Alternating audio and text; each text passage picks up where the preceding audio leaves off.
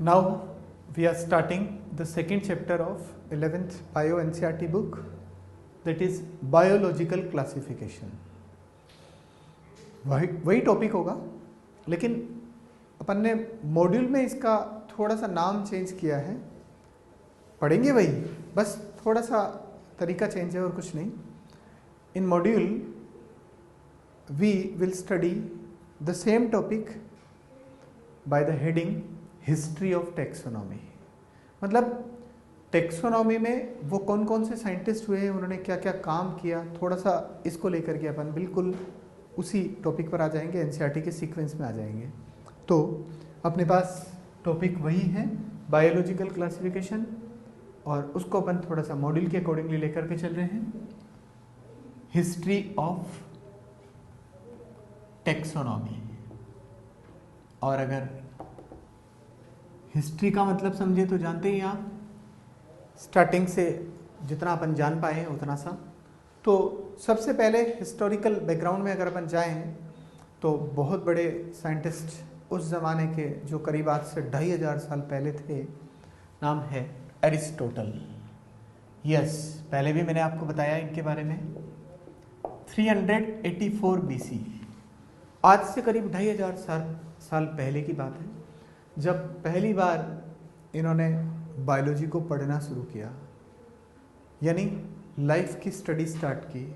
The scientist is Aristotle, और Aristotle को ही बोला जाता है father of zoology and father of biology, because he started biology with the study of animals. आप जानते हैं कि पहली बार एनिमल्स को इन्होंने दो ग्रुप में डिवाइड किया, red blood animals and non red blood animals. ऐसे ही प्लांट्स का भी पहला क्लासिफिकेशन एरिस्टोटल ने ही दिया था, और बोला था प्लांट्स के लिए इन्होंने 3 ग्रुप्स, याद करिए, हर्ब, श्रब एंड ट्रीज. याद रखना, एरिस्टोटल सबसे ओल्डेस्ट बायोलॉजिस्ट हैं, फादर ऑफ बायोलॉजी कहलाते हैं, फादर ऑफ जूलॉजी भी इनको कहते हैं, और 384 BC का इनका टाइम माना जाता है. और इन्होंने ही पहली बार प्लांट्स के 3 ग्रुप्स बनाए थे. वही character, only one character, growth habit या ग्रोथ फॉर्म. छोटे छोटे प्लांट्स हैं तो हर्ब, थोड़े बड़े हैं बुश लाइक तो श्रब, और तीसरा नाम इन्होंने बनाया ट्रीज. फिर उसके बाद सेकंड साइंटिस्ट, जिनका नाम है Theophrastus. It is believed that Theophrastus was student of Aristotle. मैंने थोड़ी लैंग्वेज इस तरह से बोली है क्योंकि बहुत पुरानी बात है, तो बहुत अच्छा एविडेंट नहीं है, लेकिन हाँ ऐसा ही लिखा मिलता है बुक्स में, इसलिए मैंने ऐसा बोला. It is believed that Theophrastus was student of Aristotle, and 360-70 BC इनका टाइम माना जाता है, बैक टू क्राइस्ट. BC का मतलब बिफोर क्राइस्ट, और एरिस्टोटल के स्टूडेंट माना जाता है थियोफ्रेस्टस को. कई लोग तो ये भी कहते हैं कि Aristotle and Theophrastus, they were not scientist, they were philosophers. सही है, फिलोसोफर भी ये थे, बायोलॉजिस्ट भी ये थे, साइंटिस्ट भी ये थे. आपने फिजिक्स केमिस्ट्री में भी इनका शायद नाम सुना होगा, क्योंकि इन्होंने सबसे पहले साइंस जैसा कुछ पढ़ना स्टार्ट किया था, तो फिलोसोफर भी थे. अपन इनको बायोलॉजिस्ट मान करके ही चल रहे हैं, क्योंकि अपने काम में वही चीज़ आएगी. तो थियोफ्रेस्टस एरिस्टोटल के स्टूडेंट थे.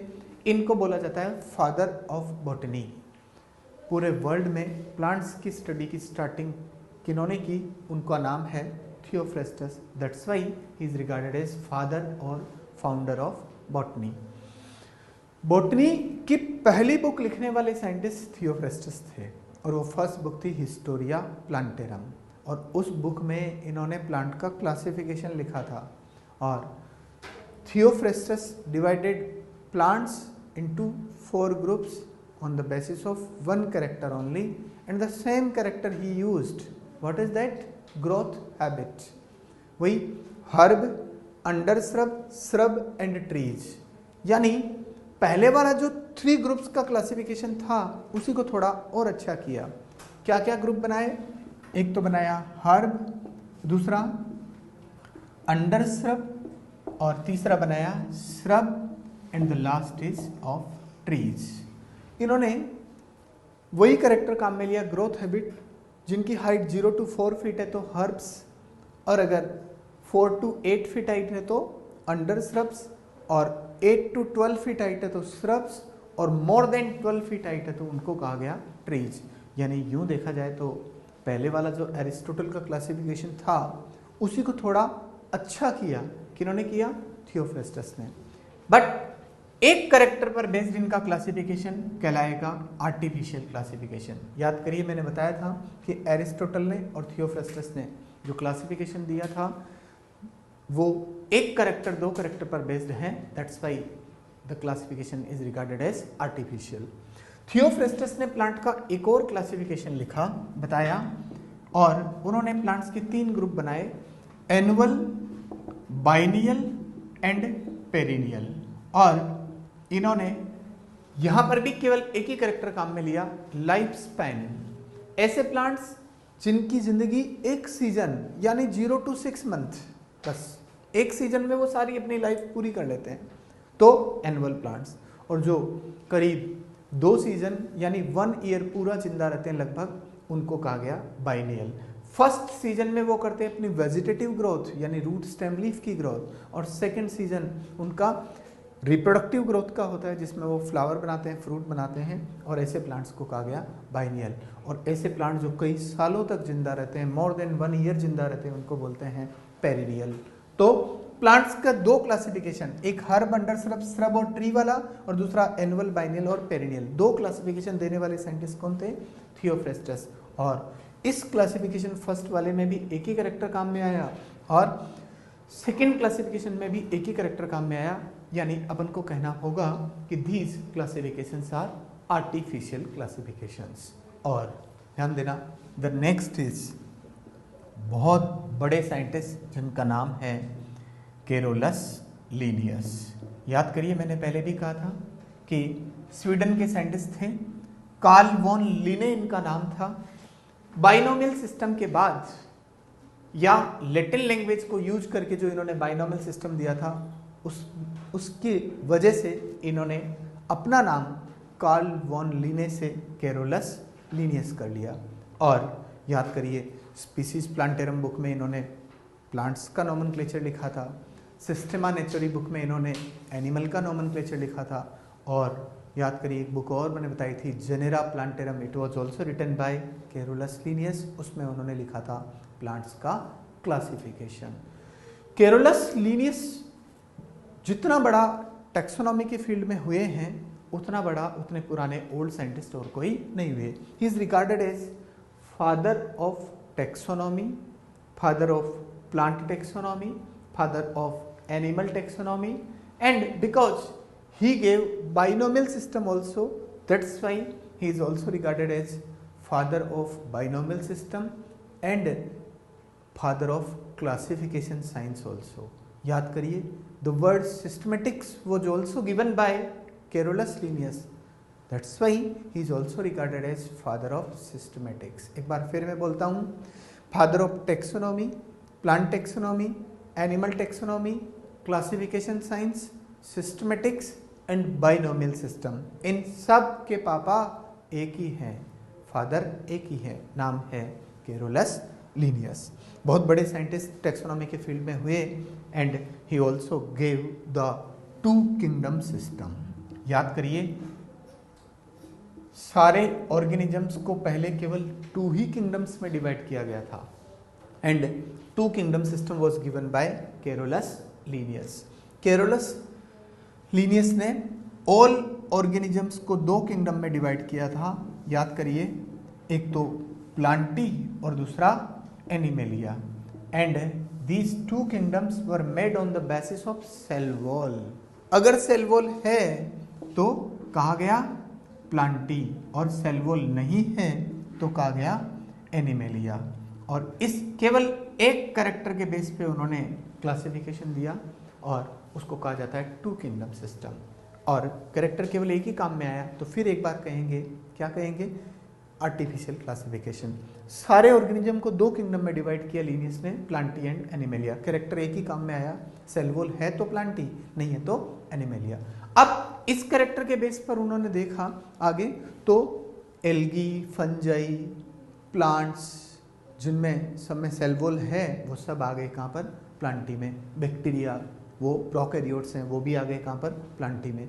और एनिमेलिया में वो ऑर्गेनिजम्स रखेंगे जिनमें सेल वॉल नहीं है, जैसे एक प्रोकैरियोट है, नाम याद करिए, Mycoplasma, they don't have cell wall, वो आ गए कहाँ पर, एनिमेलिया में। यानी प्रोकैरियोट यहाँ भी आए यहाँ भी आए, दोनों जगह पर आए। यूकैरियोट यहाँ भी आए यहाँ भी आए, प्लांट्स एनिमल यूकैरियोट है, यहाँ भी दोनों जगह पर यूकैरियोट्स हैं। और याद करिए फंजाई हेट्रोट्रोफ होते हैं, they can not synthesise their own food, अपना खाना खुद नहीं बनाते, किसी दूसरे से खाते हैं। लिविंग से खाते हैं तो पैरासाइट, और डेड से खाते हैं तो सेप्रोफाइट, याद है आपको। तो ऑटोट्रोफ और हेट्रोट्रोफ, प्लांटी में कौन आए, algae, bryophyta, pteridophyta, fungi, gymnosperm, angiosperm. तो बताओ ऑटोट्रोफ हेट्रोट्रोफ यहाँ भी आ गए, और एनिमेलिया में ज़्यादातर एनिमल्स हेट्रोट्रोफ हैं, और कुछ जिनमें सेल वॉल नहीं है ऑटोट्रोफ है तो वो यहाँ आ गए एनिमेलिया में। यानी देखा आपने टू किंगडम सिस्टम में बहुत बड़ी कमी सामने दिख रही है। All prokaryotes and eukaryotes, then autotroph and heterotrophs, plants and animal are coming in both kingdoms.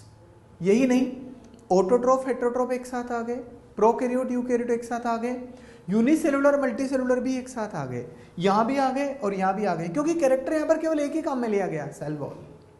अब बताओ जब दोनों किंगडम में सभी आ गए, कौन कौन आ गए, वापस रिपीट कर रहा हूं, unicellular multicellular, prokaryote eukaryote, plants animals और ऑटोट्रोफ हेट्रोट्रोफ सब आ गए। जैसे क्लोरेला क्लेमाइडोमोनास नाम सुना आपने, यूनिसेलुलर होते हैं, सेल वॉल होती है तो प्लांटी में रखे जाएंगे, खाना बना रहे हैं खुद अपना तो प्लांट्स में रखे जाएंगे। लेकिन बैक्टीरिया जिनमें खाना नहीं बनता, लेकिन अगर सेल वॉल है, होती ही है, तो फिर वो सेल वॉल है तो कहाँ आनी चाहिए, प्लांटी में, लेकिन खाना नहीं बनाते, ऑटोट्रोफ नहीं है, तो फिर एनिमल जैसा कैरेक्टर हुआ। यानी कुल मिलाकर के इस क्लासिफिकेशन में बहुत बड़ी कमी ये रही कि ऑटोट्रोफ हेट्रोट्रोफ एक साथ आ गए, यूनिसेलुलर मल्टीसेलुलर एक साथ आ गए, और प्रोकैरियोट यूकैरियोट भी एक साथ आ गए, इसलिए टू किंगडम सिस्टम फेल हो गया। और बताइए यूग्लिना नाम सुना है आपने, यूग्लिना एक ऐसा मेंबर है जो अपने पास, उसके पास सेल वॉल नहीं होती एंड दो मोड ऑफ न्यूट्रिशन में जीता है, लाइट के टाइम पर अपना खाना खुद बनाता है, ऑटोट्रोफिक न्यूट्रिशन, फोटोसिंथेसिस कर रहा है, व्हेन डिप्राइव्ड ऑफ लाइट, जब लाइट नहीं होती इट बिकम्स हेट्रोट्रोफिक, छोटे छोटे माइक्रोब्स को खाने लग जाता है, प्रीडेशन करने लग जाता है, यानी एनिमल जैसा न्यूट्रिशन करने लग गया, हेट्रोट्रोफ हो गया। यानी दो मोड ऑफ न्यूट्रिशन यूग्लिना में एक साथ है। ऐसे ऑर्गेनिज्म को कहाँ रखें, उनकी पोजीशन बिल्कुल क्लियर नहीं है। तो देखा आपने कैरोलस लीनियस ने टू किंगडम सिस्टम दिया। कैरोलस लीनियस ने प्लांट्स का भी आगे अच्छा क्लासिफिकेशन दिया था, याद करिए, जिस क्लासिफिकेशन में उन्होंने करेक्टर काम में लिया था स्टेमन। स्टेमन के बेस पर कैरोलस लीनियस ने प्लांट्स को, प्लांटी किंगडम के 24 ग्रुप्स बनाए थे, याद करिए, फेनेरोगेमिया, क्रिप्टोगेमिया।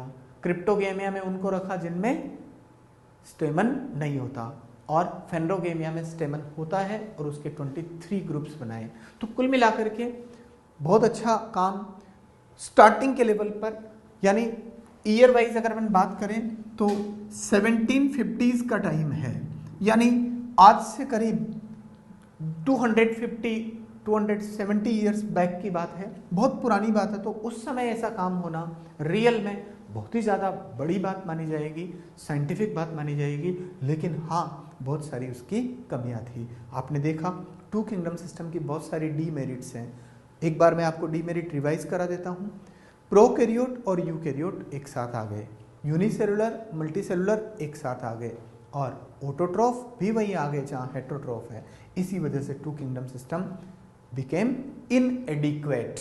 इनएडिक्वेट का मतलब इनसफिशिएंट हो गया, और फिर जब ये इनसफिशिएंट हो गया, इनएडिक्वेट हो गया, तो फिर आगे चल करके आए 3 kingdom system, 4 kingdom system, 5 kingdom system. उनको अपन पढ़ेंगे उन्हीं सीक्वेंस में, उसी सीक्वेंस में, साइंटिस्ट के सीक्वेंस में। अब आता है अपने पास नेक्स्ट साइंटिस्ट कैरोलस लीनियस के बाद अपन वही साइंटिस्ट पढ़ रहे हैं जो कहीं ना कहीं अपनी बुक एनसीईआरटी में हैं। Now the next is about British scientist. दो हैं दोनों का मिलकर के एक साथ काम था, इसलिए एक साथ ही मैं नाम लिख रहा हूं, JD Hooker, Joseph Dalton Hooker and George Bentham. दो साइंटिस्ट हैं, JD Hooker and George Bentham. JD Hooker और जॉर्ज बेंथम दोनों ही ब्रिटिशर्स थे, ब्रिटेन के साइंटिस्ट थे। वहां पर डिस्कवरी का काम करते थे रॉयल बॉटनिकल गार्डन में। आपको मैं बता दूं, बॉटनिकल गार्डन आपने पढ़े हैं। ऐसे साइंटिस्ट जो बॉटनिकल गार्डन में डिस्कवरी का काम करते हैं उन्हें कहते हैं क्यूरेटर्स। एक बार फिर मैं बता रहा हूं, वो साइंटिस्ट जो डिस्कवरी का काम कर रहे हैं और बॉटनिकल गार्डन में काम करते हैं, they are known as curators. जब इंग्लैंड में रहते थे तो वहां पर वर्ल्ड का सबसे बड़ा बॉटनिकल गार्डन है जिसका नाम है royal botanical garden. Williams Eton ने उसको सबसे पहली बार एस्टेब्लिश किया था और उस गार्डन में वो डिस्कवरी का काम करते थे, यानी उनको कहा जाता है क्यूरेटर्स। और अच्छी बात यह है कि ये साइंटिस्ट जेडी हुकर और जॉर्ज बेंथम इंडिया में भी आए और इंडिया में आकर के उन्होंने इंडिया में भी बॉटनिकल गार्डन में काम करना शुरू किया। आपको मैं बता दूं, यहाँ पर इंडिया में भी बहुत बड़ा बॉटनिकल गार्डन है जो पूरे एशिया का सबसे बड़ा बॉटनिकल गार्डन है। उसका नाम है इंडियन बॉटनिकल गार्डन।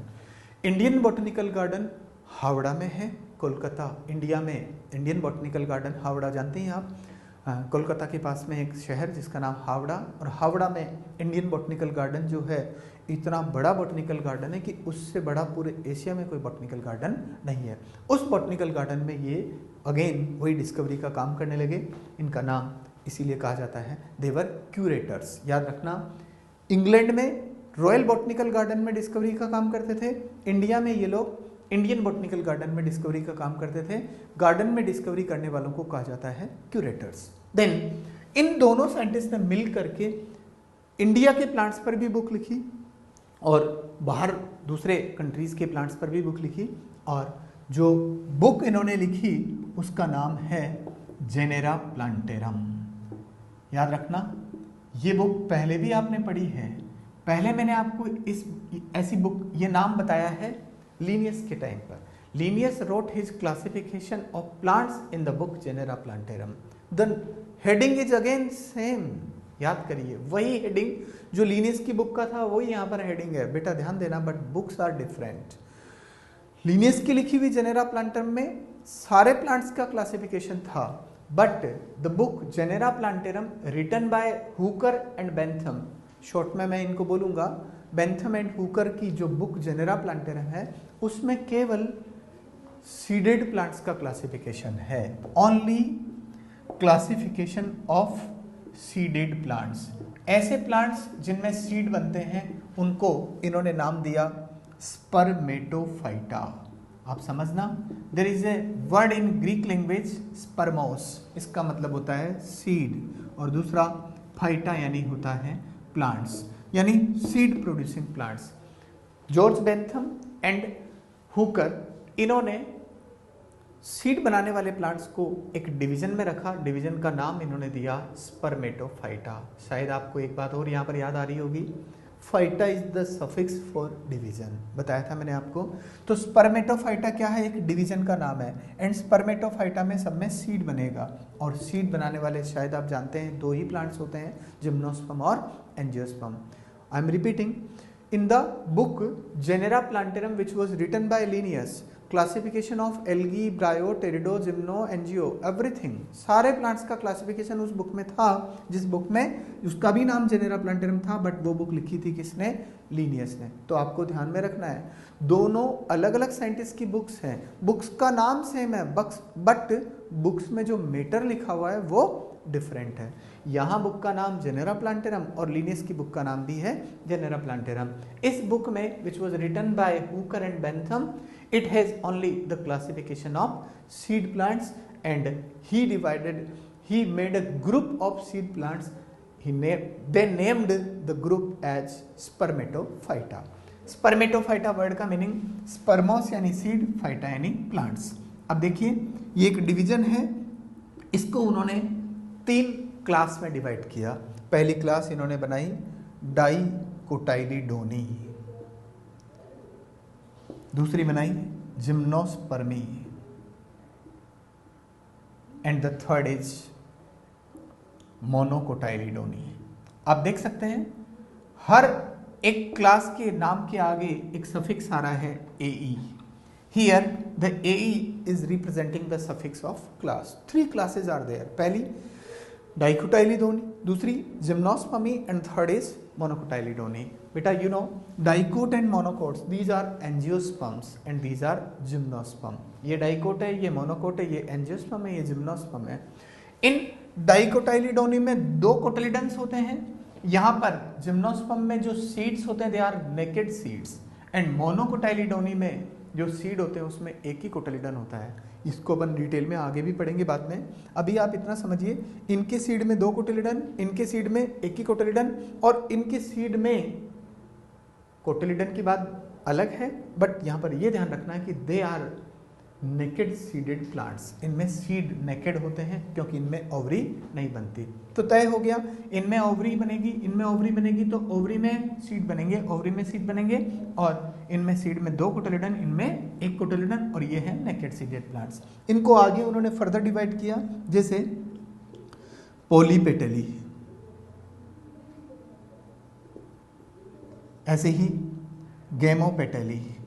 मैं नाम लिख रहा हूं, आपको याद नहीं करना है, याद करने की जरूरत नहीं है. मैं इसलिए नाम आपको बता रहा हूं ताकि कुछ चीजें आपको समझ में आ जाए. देखिए क्लास है 3 आपके पास डाइकोटाइलिडोनी, और इसकी 3 सब क्लास बनाई गई. लो एक्स्ट्रा कैटेगरी आ गई, क्लास को सब क्लास में डिवाइड किया गया. नाम पॉलीपेटली, गेमोपेटली, मोनोक्लेमाइडी.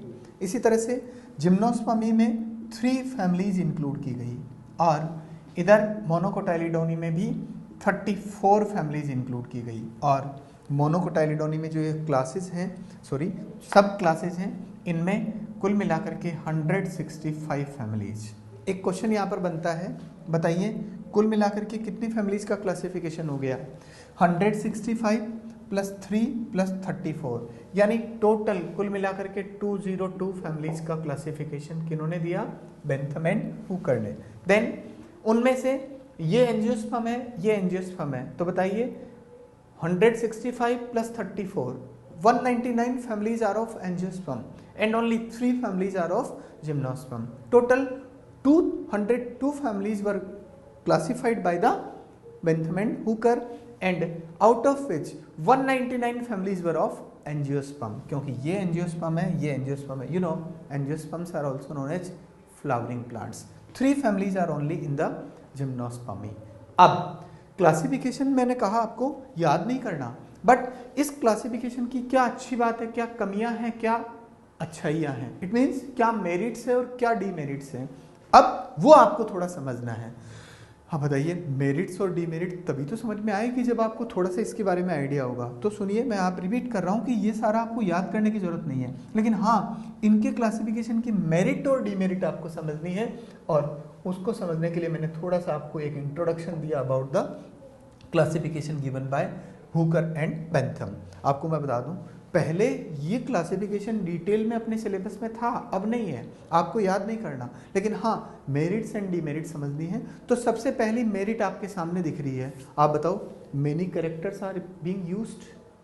यस, ऐसा क्लासिफिकेशन जिसमें मेनी कैरेक्टर्स का यूज होता है उस क्लासिफिकेशन को कहते हैं नेचुरल क्लासिफिकेशन. याद करिए, आर्टिफिशियल में 1 और 2 और few characters are used, but यहाँ पर बहुत सारे character, complete morphology have been used. That's why कहेंगे कि इट्स ए नेचुरल क्लासिफिकेशन. बताओ, लीनियस का क्लासिफिकेशन तो कैसा था? आर्टिफिशियल. और ये क्लासिफिकेशन कैसा है? नेचुरल. आपको पता ही है कि आर्टिफिशियल से नेचुरल क्लासिफिकेशन ज़्यादा अच्छे माने जाते हैं, because in natural classification we use gross morphology और कंप्लीट मॉर्फोलॉजी. और ऐसा ही यहाँ पर हुआ, तो ये क्लासिफिकेशन अच्छा क्लासिफिकेशन है, और अच्छे को अपन ने लिखा है मेरिट. एक और मेरिट आपके सामने दिख रही है कि यहाँ पर मोर वेटेज जो दिया जा रहा है that is given to the floral characters. आप देखिए, हर जगह पर मैंने जो भी कैरेक्टर लिखे हैं, सोचिए, समझिए आप, जैसे सीड का होना, it is floral character. 2 cotyledon, 1 cotyledon, naked seed, free petals. Polypetaly का मीनिंग जानते होंगे आप. ऐसे प्लांट्स जिनमें पेटल्स फ्री हैं, फ्लावर में पेटल बनते हैं, beauty in flower is due to petals. If the petals are free, अलग अलग हैं, सारे अलग अलग हैं और जुड़े हैं यूनाइटेड हैं तो कहते हैं गेमोपेटली, फ्री हैं तो कहते हैं पॉलीपेटली, और अगर सेपल पेटल में से एक ही है, दोनों में से एक ही चीज है तो बोलते हैं मोनोक्लेमाइडी। यानी आपने देखा all are the characters of flower and you know floral characters are conservative characters. याद आया? अब बताओ, कंजर्वेटिव कैरेक्टर्स फ्लोरल कैरेक्टर का ज्यादा वेटेज उनको देना, उनका ज्यादा यूज करना अच्छी बात मानी जाएगी। That's why this is included in the merit. And the third most important merit है तीसरी, और वो है it is based on actual observation. आप देखिए जो भी आपके सामने ये लिखे हैं वर्ड्स, इनका मीनिंग आपको बिल्कुल नाम से ही क्लियर है। पेटल्स का फ्री होना you can observe, then petals का फ्यूज होना we can observe, and monochlamydeae में पेटल्स होते ही नहीं है, ये भी अपन ऑब्जर्व कर सकते हैं। 1 cotyledon, 2 cotyledon, naked seeds, all the characters we can observe. ऐसे कैरेक्टर्स का यूज करना जिनको हर कोई यूज कर सकता है, ऑब्जर्व कर सकता है, देख सकता है, बोलो ये अच्छी बात मानी जाएगी। और ये मेरिट इस बेंथम एंड हुकर के क्लासिफिकेशन की मोस्ट इंपॉर्टेंट मेरिट मानी जाएगी। क्यों मानी जाएगी? क्योंकि भाई नेचुरल क्लासिफिकेशन में आपको पता है वैसे ही फ्लोरल कैरेक्टर को ज़्यादा वेटेज दिया जाता है, तो जो भी नेचुरल क्लासिफिकेशन होगा उसमें फ्लोरल कैरेक्टर का ज़्यादा वेटेज होगा ही होगा। बट इंपॉर्टेंट बात यह है कि इस क्लासिफिकेशन में ऐसे ऐसे कैरेक्टर का यूज हो रहा है जिनका बड़ा आसानी से हर कोई ऑब्जर्वेशन कर सकता है, और बड़े आसानी से हर कोई ऑब्जर्वेशन कर सकता है, तो ये क्लासिफिकेशन है it is based on actual observation. That's why this can be regarded as most important merit. अब ये तो आपने देखी मेरिट, अब आती है डीमेरिट। डीमेरिट की अगर अपन बात करें तो उसको कहते हैं कमी। और बताइए कमी आपको कुछ दिख रही है क्या? यस, अगर अपन फाइलोजेनी की बात करें, यानी हिस्ट्री ऑफ एवोल्यूशन की बात करें, you know correct sequence of phylogeny is gymnosperm, और जिम्नोस्पर्म के बाद बने एंजियोस्पर्म, एंजियोस्पर्म में पहले बने डाइकोट्स, और उसके बाद बने मोनोकोट्स, डाइकोटाइलिडोनी, और फिर उसके बाद बने मोनोकोटाइलिडोनी।